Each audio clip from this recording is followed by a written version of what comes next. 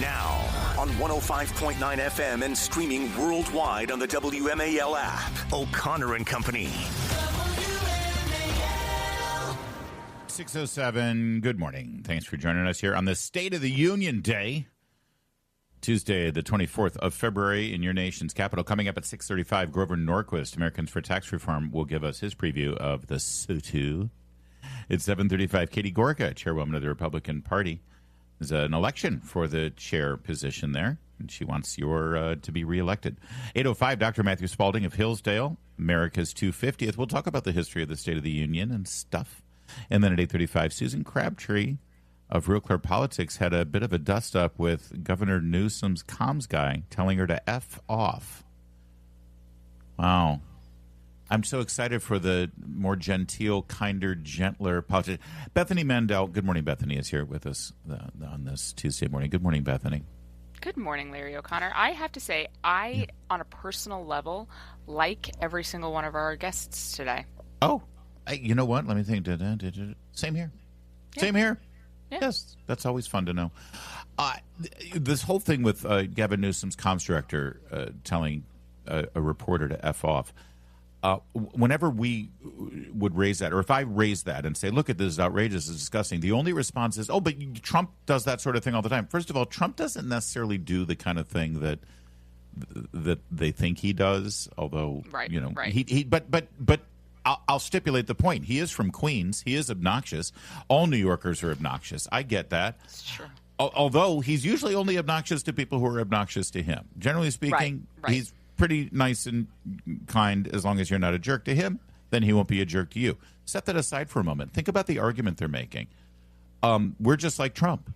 I thought part of the whole thing here for Democrats was, this is awful. This is not normal. None of this is normal. We need to get back to the norms, and we got to stop it. And all of them are just acting like they think the worst characterization of Trump is. And if you call them on it, say, well, Trump does it, so we can do it. Okay, fine. If that's your argument, okay, go with it. But stop criticizing Trump for it. He tries so hard. It's really, honestly, it's cringe to watch. Gavin. Because he's trying, yes. Yeah. He's trying so hard. And the thing that frustrates me about this particular blow up is that Trump will often, and people in Trump land will really push back very hard on reporters. But it's when reporters are being ridiculous. It's when reporters are looking for a fight.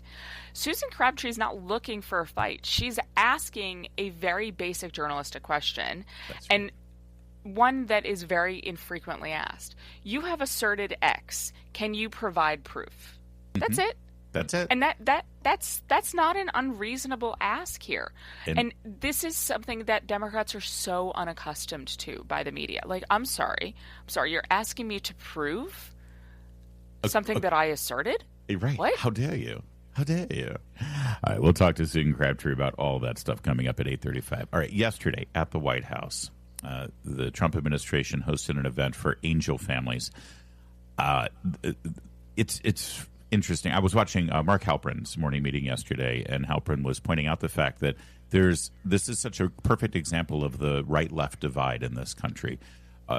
Most Republican voters or people who follow conservative content, they know the name Laken Riley.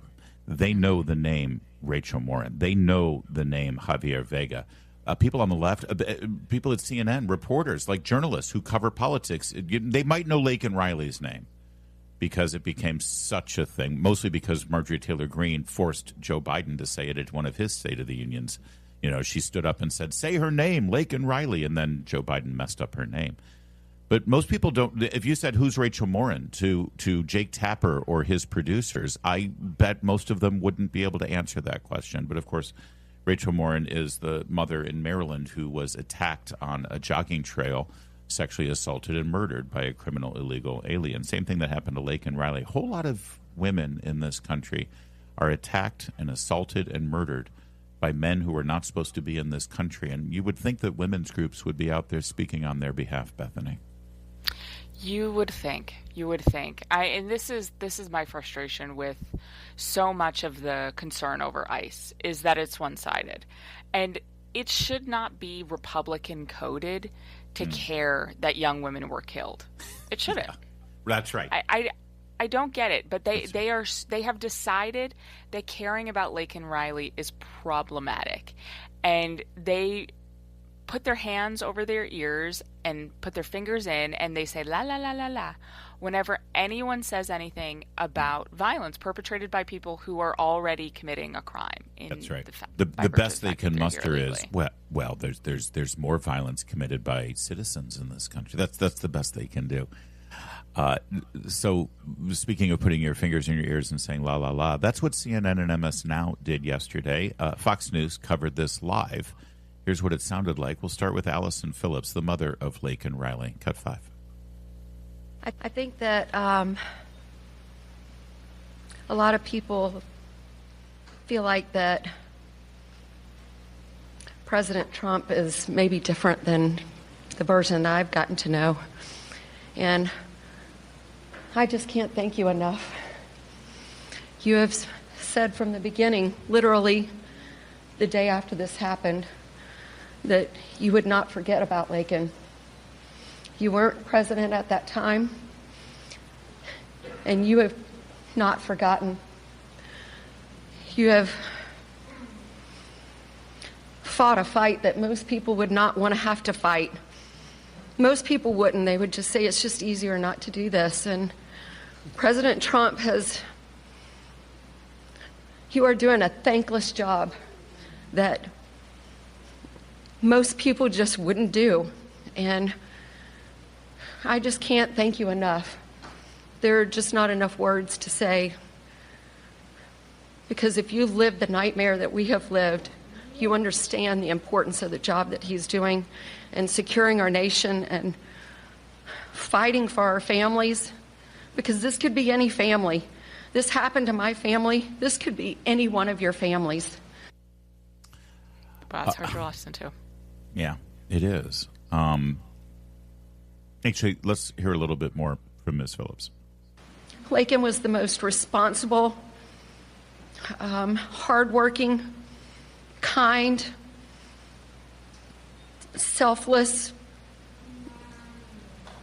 beautiful Christian. And she wasn't somebody that put herself in bad positions. She didn't make bad choices. She was just a good girl. And she just wanted to go for a run that morning after she'd gotten up at 4 o'clock the morning before to decorate her roommate's door for her birthday. And she did everything for everyone else. She expected nothing in return. She just wanted to be a good friend and a good sister and a good daughter and a hardworking nurse. She was working so hard for. And I'm beyond blessed and thankful that you're honoring not just Laken, because she's one in a ton of people that have suffered at the hands of illegal immigrants. Yeah. She's not the only one. And so thank you for honoring all of them, not just Laken. And we're just beyond grateful. Thank you. Thank you so much, Joe. Thank you. Really strong. So, all right, a little bit more here in a moment. More of the event yesterday and how the media covered it, if they covered it at all. It's 6:15. Monuments and murals have been erected in memory of Renee Good, a woman who died while protesting against ICE in Minneapolis in January. She dropped off her child at daycare, not so she could go work because she had no other options for daycare or for caring for her children. In fact, her same-sex partner was with her when she died. You know, one of the two women raising that child could have actually kept the child at home instead of dropping them off with strangers, but instead they dropped the child off with strangers in daycare so that they could go protest and get in the way of ICE. And, of course, we know what happened with Renee Good. Everyone in the media and everyone on the left, Democrat voters, they know Renee Good's name, that's for sure. Alex Preddy was a nurse, as we know. He ended up getting into a physical scuffle and kicked out the taillights of a vehicle used by ICE agents in one weekend encounter. And then the next weekend, he got into a similar scuffle with ICE agents and ended up getting shot dead. He was a nurse. Laken Riley was also studying to be a nurse, but Laken Riley doesn't quite get the same coverage. Allison Phillips, her mother, was just telling her story. And there is a difference in the way these people died. There's a difference with regard to the circumstances of their deaths, and there's definitely a difference in the way the media and the organized left in this country cover those deaths. Yeah, no, I mean, this is a really sick politicization, and people, I feel like, are being forced to choose between like Laken Riley and Alex Preddy, and people are being told like, put on your hat and choose your fighter. Yeah. And to me, it's not the same thing. On one end, there's people who chose to engage in this like sort of wider cultural battle and conversation, and unfortunately they paid the ultimate price. And I don't think that they should have lost their lives. I think different decisions should have been made, right, that would have kept them safer. But Laken Riley was just a young woman. Like, a college student going out for a run. Yeah, she wasn't trying to become a household name. She's just living her life, and that to me is the most disturbing part, because she wasn't asking to be, for her name to be synonymous with something. Right. She just was out for a run. And by the way, as I mentioned, CNN and MS Now did not cover this live, but they did talk about it in a panel discussion later in the afternoon. And take a listen to this. This sort of stuck out to me. Cut 9 here. Oh, I think we're actually getting a little preview of kind of the theme of his address later today at the White House when he hosts the so-called angel moms, and so really focusing on immigration. There it is. The so-called angel moms. Do you ever hear a mainstream reporter, legacy reporter like that? That's Seung-Min Kim of the Associated Press and CNN. Do you ever hear them say so-called dreamers? Mm-hmm. Ever? Mm-hmm. Why throw that modifier on with angel moms, so-called angel moms? It's really gross. These are women whose children were killed. Yeah. You don't have to. And listening in that previous segment, listening to Laken Riley's mom, what she's thanking President Trump for was caring. She's not asking. She too did not want to be synonymous with anything. She did not want to be a political person. Like, she didn't use this as an opportunity to like, now I can achieve my greatest dream, being the mother of a dead woman who was brutally murdered. She didn't ask for this. That's right. All she wants is for someone to care about her little girl. And President Trump is doing that. And for the government to actually enforce existing laws. Okay, understand what angel moms are asking for. They're not asking for Congress to get. They're not lobbying for new laws. They just want our existing laws to be enforced, so the next Laken Riley doesn't have to suffer the way Laken did. Here's Laura Wilkerson. Her son was beaten and then set on fire. Cut 7. Thank you so much for having me today. My name is Laura Wilkerson, and I want to thank everybody for their help in gathering us here, the American Border Story and the White House, and all of your helpers. I thank you for that.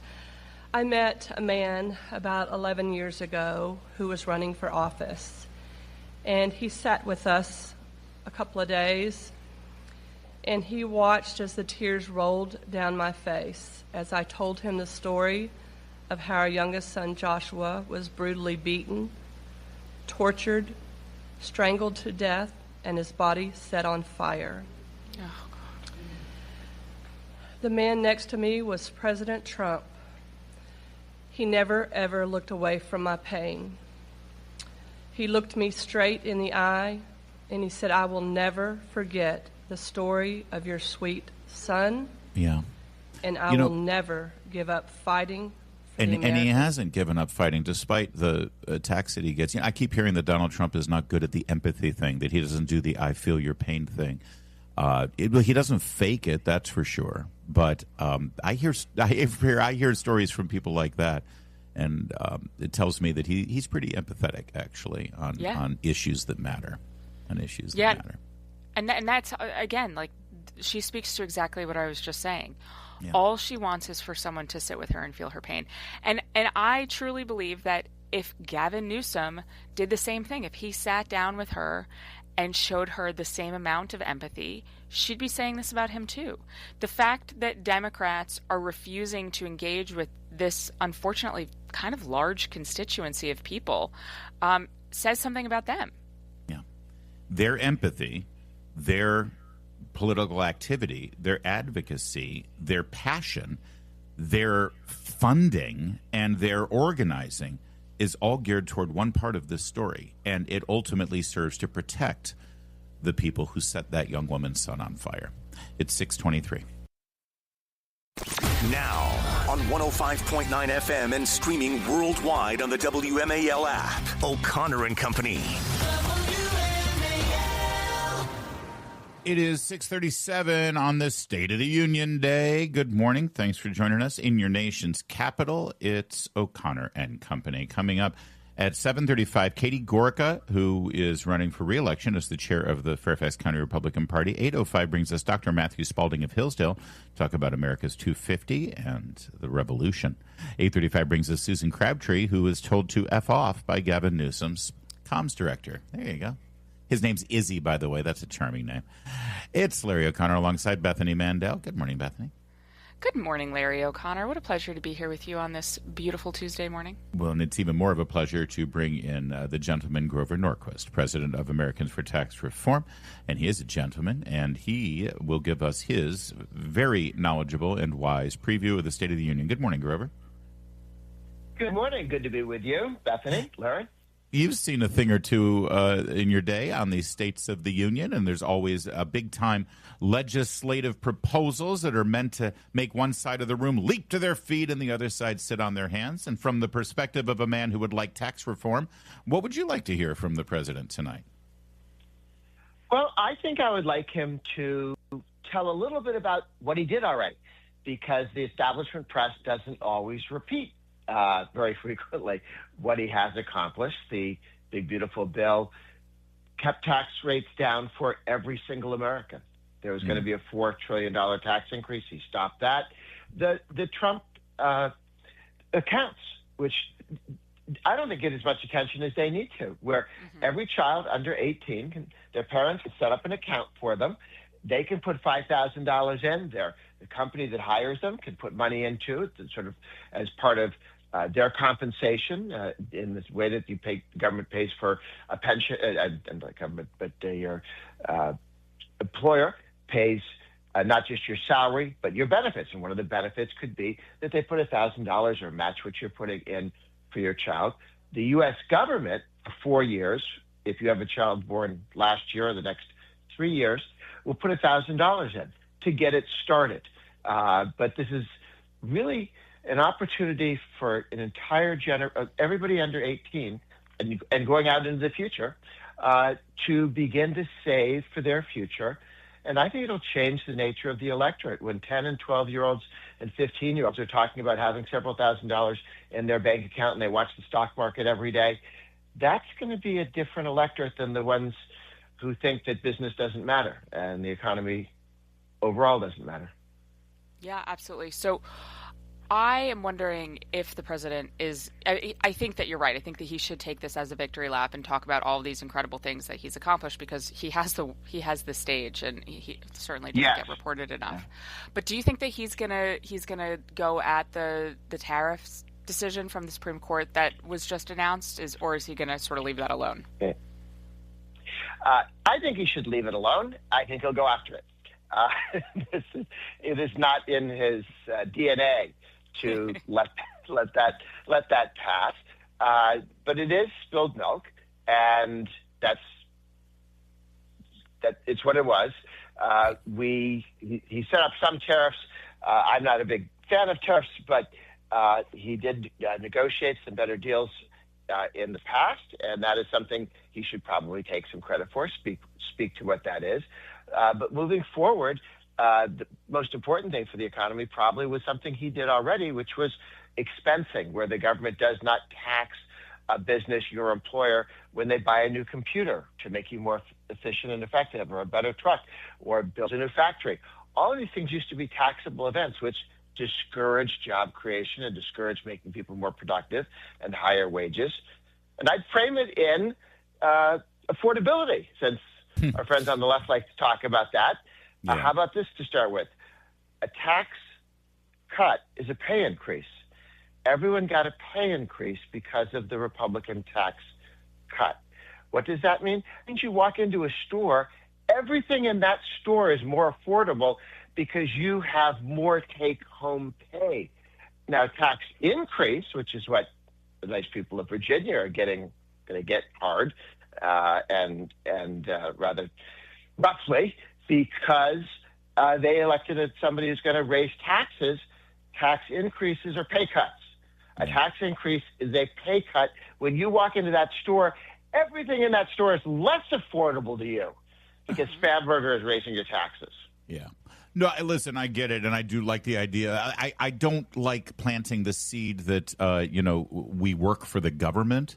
And the government is our employer, and that we're, hoping to get a raise from the government by merely having them not take as much of our money. That said, the way taxes are right now, up until May, we are working for the government. So I think that that's fine language to use. Grover, I think one of the concerns about the president jumping up and doing a bit of a victory lap, as you say, and talk about everything that he's done, is that if the American people still aren't feeling it in any great measure, either when they go to buy things or when they look at their budget at the end of the month, then it'll sound tone deaf. It'll sound like, he's standing up there saying, what are you complaining about? Everything's great. How does he thread that needle? You talk about the fact that in the previous 4 years, inflation went up over 20%, and that has not gone away. Okay? Sometimes the president likes to say, I did this, problem fixed. No, not problem fixed. Somebody cuts your arm off, and it doesn't grow back. That 20% is gone, okay? It is damage done. We need to do things to make things better in the future. But that damage has been done to everybody, and no, are people still feeling it? Yes, they're still feeling it. Should they? I mean, yes, they should know that that's what happened. And one should not argue that because we're doing less damage now, that the other problem is fixed. No, we're still living with 20% of your income being fake, okay? Yeah. And short of having deflation, which I don't think anybody wants, but deflation is the only way to bring those prices down. Right, and you don't want to do that. What you want to do is have higher wages going forward so that becomes less and less of a problem. You grow away from that. All right, Grover, we got to leave it there. Are you going to be there live, or are you going to be, popping popcorn and doing the drinking game at home like the rest of us? I will be popping popcorn and taking notes and seeing what we have to talk about tomorrow. There it is. Grover Norquist, Americans for Tax Reform. Thank you, sir. Appreciate talking to you. You got it. It is 6:44. Bethany, Mandel, you and I live in a blue state, pretty blue state in this area. That would be Maryland. Not quite as blue as Washington, D.C., but of course D.C. isn't a state. It never will be. It's not easy to live in a blue state, is it? It's not. It is testing my nerves very frequently. I've lived in a blue state my whole life, except for, I grew up in Michigan, which is sort of, I don't know, mostly blue. It's pretty blue, at least where I lived in Wayne County. Then I lived in California, although when I lived in California, it was a red state, actually, but then turned into a blue state. Then I moved and lived in New York, and now I live here in the Maryland, D.C. area, Maryland.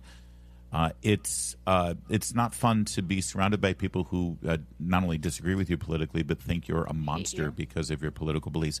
But also, it's very expensive to live in blue states. Steve Moore, economist, has put together a graph for everyone. Regional price parities of states for last year, 2024 actually. 9 of the 10 most expensive states to live in are blue, and I mean solid blue. Can you guess who wins? California. Yeah. California, we come then in Hawaii. 7th. Yeah, Maryland's right there. District of Columbia is number 3. New Jersey is 4. New York is 5. And then right down at number 7 is Maryland. Florida is the only red state, just barely getting into the top 10 there. And it might drop out of the top 10 because there's a couple ballot initiatives in Florida that would slash property taxes there. And exactly. DeSantis is pushing them very hard. It wouldn't fully wipe out property taxes, which is what DeSantis has been hinting at, but it would go pretty darn far. I recently ran the numbers just to torture myself because I'm not moving to Florida, so I don't know why I did it, but I ran the numbers on if we made the same amount but moved to Florida between the homeschool perks that you get. I think it's like $7,000 per student or something. Yes. Lord knows I have the students. I have 6 children, and lots of other, the income tax, everything, and it was excruciating. I think it was like $50,000, $60,000, $70,000 more in our pockets if we moved to Florida. But then here's the rub: we live in Florida. That's what's holding a lot of people back. Yeah, I love living in this area. And the good news is, though, even though you're surrounded by Floridians, a lot of those Floridians are actually your former neighbors who used to live here. So there is that. I worry about overcrowding down there as well. By the way, on the other end of the spectrum, this is also, all these numbers are based on the U.S. Bureau of Economic Analysis, and the numbers came out in 2024, so you can't say that Trump corrupted the numbers. Here are the most affordable states, because affordability is a big deal, right?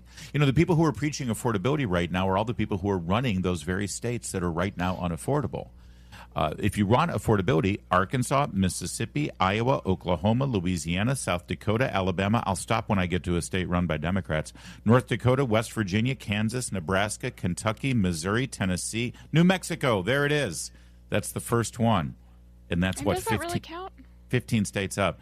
It does. They're pretty solid blue, although it doesn't behave like it. Then you go Wyoming, Ohio, Indiana, South Carolina, Wisconsin. Wisconsin's purple, I guess. North Carolina, Montana, Idaho, Michigan, again purple. Georgia, Maine. There you go. Maine. And you're right up there with Texas and Pennsylvania. Unbelievable. And I wonder if the president will make that point in his State of the Union tonight. 6:53.